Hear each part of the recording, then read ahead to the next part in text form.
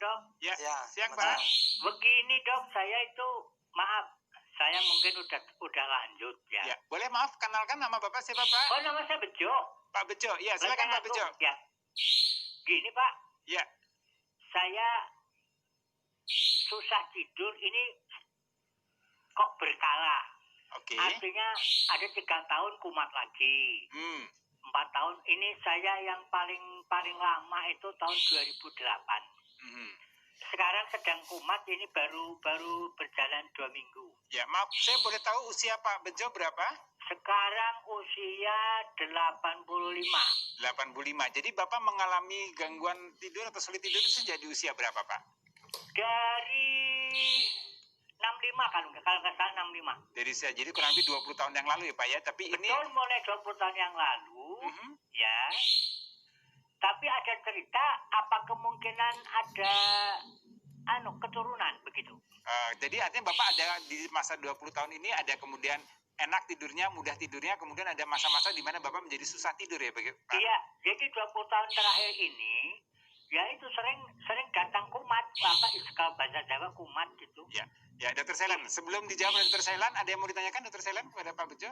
Ya, jadi mulai gangguan tidurnya 65 tahun ya Iya, umurnya. usia 65. Apakah Pak Bejo sebelumnya ada gangguan tidur? Oh, nggak ada. Nggak ada. Nggak ada. Oke, Ya. jadi pertanyaan Pak Bejo apa Pak? Maksud saya gimana ceritanya, obatnya apa? Saya nggak berani makan obat tidur. Oke, baik Pak Bejo, nanti akan dijawab oleh Dr. Sailan. Terima kasih pertanyaan Pak Bejo. Nanti kita tunggu jawaban dari Dr. Sailan. Ya, silakan Dr. Sailan. Ini tadi kan dia mau tanya mengenai obat gangguan tidur. Ini apakah harus langsung dengan obat atau ada upaya lain yang bisa diupayakan? Begini, ini kebetulan kan umurnya 85 tahun, mulai dari 65 tahun gangguan tidur. Udah hampir 20 tahun, walaupun kadang sembuh, kadang gitu ya. Cuman untuk lansia ya di atas 60 tahun itu 50% memang akan terjadi gangguan tidur. Di atas 70 tahun itu hampir 100% ya gangguan tidur. Nah, gangguan tidurnya seperti apa? Artinya jam tidurnya menjadi lebih sedikit atau menjadi sangat tidak tidur di malam hari? Gangguan tidur pada lansia ini tergantung. Kadang-kadang bisa karena sering kencing, terbangun-bangun. Itu kualitas tidurnya juga, apalagi laki-laki ya, bisa prostat. Itu akan kualitas tidur kita cuma boleh mungkin 1-2 kali lah bangun. Ya kan, kalau lebih udah mengganggu tidurnya. Terus kedua, jam tidur. Jam tidur orang muda sama orang tua sama. Mesti sekitar 7-9 jam. Jadi kebutuhan tidurnya sama ya? Sama, itu nggak ada perubahan. Jadi memang usia lansia ini, lanjut usia ini memang ada kecenderungan gangguan tidur. Upaya selain obat sebelum kita menjawab pertanyaan berikutnya? Ya, dengan kondisi begini, apalagi 85, reseptornya hormonnya itu udah pasti turun. Bapak ini mungkin juga udah coba dengan segala macam cara, nggak bisa. Itulah gunanya memang karena kebutuhan obat itu yang kita akan pakai. Oke. Ya. Sebelum ini maaf dok, ini penelpon karena sudah tidak sabar nih. Ya, kita sapa dulu pemirsa. Halo. Halo, selamat siang. Selamat siang Ibu. Dengan Ibu siapa? Di mana Ibu? Ibu Ayu di Bali, Pak. Oke, ya. Apa kabar Ibu Ayu? Sehat Bu? Ini lagi sakit ini. Ya, silakan Ibu. Pertanyaannya Ibu. Mau bertanya sama Bapak dokternya. Ya, saya Dr. Sailan. bisa tidur. Ya. Terus saya sakit asam lambung. Dikasih obat tidur sama dokternya, boleh nggak saya minum dok? Begitu. Jadi Ibu ada masalah dengan asam lambung, diberikan obat, kemudian juga dikasih obat untuk supaya bisa tidur ya Bu ya? Oke. Itu pertanyaan Ibu? Ya. Itu aja Ibu. Ya. Terima kasih Ibu atas pertanyaan. Nanti Dr. Sailan. Ya maaf Ibu, Ibu usia berapa? Oh sudah tutup ya. Ini kalau lihat usianya memang kelihatannya ya. Kita tahan dulu. Ya, halo. Halo. Ya, putus. Ya, gimana Dok? Jadi tadi masih berkaitan dengan pertanyaan Pak Bejo pertama mengenai obat nih, mengenai obat tidur. Ini ada Ibu yang dari Bali tadi ragu untuk meminumnya begitu. Betul, kalau kita nggak tidur malam itu kan termasuk pencernaan kita kan nggak tidur. Oke. Jadi dia bergerak terus kita kadang-kadang kita lapar, asam lambung mulai keluar lagi semua itu akan sakit. Ya, obat. Sebelum obat kita biasanya gunakan misalnya sleep hygiene lah, kita berolahraga teratur, bikin badan capek lah intinya. kena matahari, siang hari, jangan tidur siang biasanya. Terus sebelum tidur jangan kena sinar gadget juga dengan sekarang. Iya. Jadi ada upaya-upaya yang non terapi non medisin yang bisa diupayakan. Sebetulnya seperti itu. Cuman kalau memang sampai nggak bisa, mau nggak mau kita harus pakai obat. Apalagi untuk yang udah di atas umur 80 tadi 85 tahun. Ya. Hidup itu bukan cuma panjang umur. Kita kalau udah 75 80 itu kualitas hidup itu kita penting itu. Jadi kualitas yang penting Jadi tidurnya meningkatkan kualitas hidup. Ya, halo. Halo, selamat siang Ibu. Halo Pak Dokter. Ya, selamat siang. Selamat siang Dok. Ya, silakan Ibu. Halo, saya Murika. Susah tidur. Maaf Ibu, dengan Ibu siapa? Muriga? Bu Ripka, dari mana Ibu Ripka? Iya, dari Ciledug. Oh, dari Ciledug, ya. Jadi Bu Ripka... Ciledug, Pak. Ya, betul, dari Ciledug, Bu. Susah tidur. Dulu saya itu pedagang. Jadi sekarang tuh susah tidur, Pak. Apalagi musim ini. Artinya Ibu berdagang memang mulai persiapan dagang dari pagi hari begitu, Bu? Dari tengah malam begitu, Bu? Iya, dulunya dagang. Sekarang nggak bisa tidur sama sekali siang.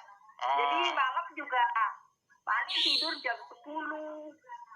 Oke. Boleh tahu usia Ibu Ripka berapa tahun, Ibu? Usia saya 64. 64 tahun, ya. Jadi Ibu yang Ibu tanyakan kepada Dr. Sailan? Itu susah banget tidur kalau siang hari. Malam juga udah tiduran begini nggak bisa tidur, Pak. Bingung saya. Ya, jadi Ibu merasa bahwa kualitas hidup Ibu menjadi terganggu dengan susah tidur ini, Bu? Iya, berusaha tidur. Kalau tidur siang itu nggak bisa sama sekali. Kalau malam ada tidur berapa jam, Ibu? Ya, kadang-kadang saya kan non-muslim. Jadi kadang-kadang saya kalau malam tuh suka bangun doa gitu. Iya. Jadi ya itu paling juga 3-4 jam. Baik, Bu Ripka. Terima kasih pertanyaannya, Bu Ripka. Nanti Dr. Sailan akan jawab. Jadi ini berubah dari pola tidur dia. Kita tahan dulu, Dr. Sailan. Ya, halo pemirsa. Halo. Ya, dengan siapa di mana, Ibu? Ibu Lala di Bogor. Ibu Lala di Bogor. Ya, silakan Bu Lala. Iya, selamat siang, Dok. Siang, Ibu. Ya, silakan pertanyaan, saya Bu. Bu Lala nih. Ya. Saya mau menanyakan, saya umurnya 68. Ya.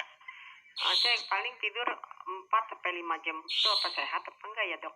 4-5 jam. Tapi kualitasnya artinya pada saat bangun Ibu merasa fresh, merasa segar atau masih biasa aja? Gimana tuh, Dok? Oke, jadi 4-5 jam tidurnya. Oke, Bu Lala nanti terima kasih Bu Lala pertanyaannya.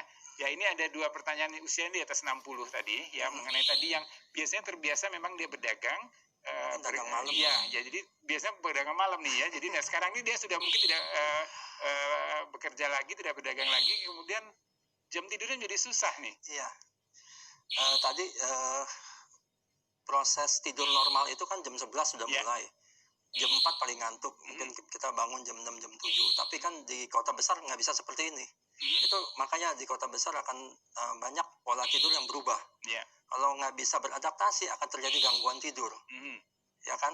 Nah itu kalau udah seperti itu lebih dari 3 minggu, 4 minggu pola tidur berubah. Dan biasanya akan cenderung menetap. Oh, jadi 1 bulan itu adalah waktu untuk merubah pola tidur kita ya? Dia bisa merubah pola tidur. Kalau nggak jadi menetap, akhirnya jadi... Apakah nanti ini akan berdampak terhadap kesehatannya? Jadi pertanyaan tadi yang kedua, Ibu Lala menanyakan, saya hanya tidur 4 jam sehari. Ya, di usianya usia 60 tadi. Apakah ini akan berdampak kalau hanya tidur cuma 4 jam aja? Tapi dia merasa pada saat bangun ya biasa-biasa aja gitu. Dari penelitian itu tidur memang harus 7-9 jam. Oke. 6 jam boleh. Ya, 6 jam boleh, tapi mungkin Sabtu Minggu dia bisa tidur lebih panjang. Tapi kalau udah di bawah itu udah nggak sehat. Oh, nggak sehat. Nah, ini pertanyaan saya, Dok. Kalau misalnya tidur tadi 6-7 jam dalam 1 hari, ini boleh nggak dibagi 2? Artinya tidur yang malam 4 jam, tidur siangnya 2 jam gitu? Tidak boleh tetap. Tidak boleh? Tidak boleh. Oke, nah ini pemirsa, jadi ternyata memang tetap harus tidurnya dari malam itu di 6 jam dicukupkan 6 di jam, situ 7 ya? jam, 8 jam biasanya. Nah, ini kalau orangnya suka bangun siang gimana nih, Dok? Bangun siang, artinya dia tidurnya mungkin jam 2, jam 3, bangunnya mungkin jam siang, jam 10, tapi totalnya tetap 6 jam, 7 jam. Ini sehat tidak? Bangunnya siang ya? Tidak boleh tadi. Tidak boleh, oke. Jam ngantuk tuh jam 11. Ya. Oke, jadi ini pemirsa ternyata menarik sekali kalau kita bicara mengenai tidur. Jadi tidur ini ternyata ada aturannya, ada cara tidur yang sehat, karena ini akan berdampak terhadap kesehatan kita. Ya, saya masih menunggu pertanyaan-pertanyaan dari pemirsa semua. Ini ada juga di tangan saya ini pertanyaan-pertanyaan dikirim melalui Instagram. Tapi bagi pemirsa, nanti di segmen berikutnya masih saya beri kesempatan untuk bertanya pada Dr. Sailan. Silakan hubungi 5743476 untuk yang di Jakarta dan 021 574 3478 untuk yang di luar Jakarta. Ya, jangan kemana-mana, tetap di Indonesia Sehat karena